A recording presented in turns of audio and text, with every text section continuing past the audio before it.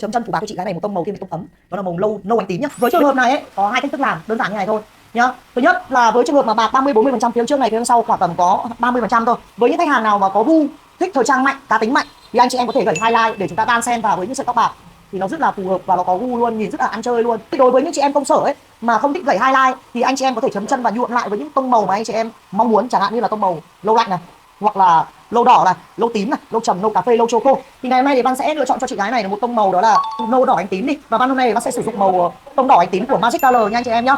Đó. Và cái cách thức làm, những công thức làm thì Văn có nói rồi. Đặc biệt với những khi anh chị em phủ bạc ấy thì cái tỷ lệ pha trộn nó sẽ khác hoàn toàn so với cả anh chị em nhuộm màu thông thường nhá. Bình thường anh chị em nhuộm màu thông thường có thể là tỷ lệ 1:1,5, nhưng riêng phủ bạc thì anh chị em nhớ giúp Văn một điều là chúng ta có thể đi tỷ lệ là gì? Oxy ít hơn màu, chẳng hạn như 10 ml màu thì chỉ là 80 oxy thôi. Thì mục đích của mình làm gì? Để làm sao để hạt màu nó được bám trên bề mặt phủ bạc này, nó được bền hơn.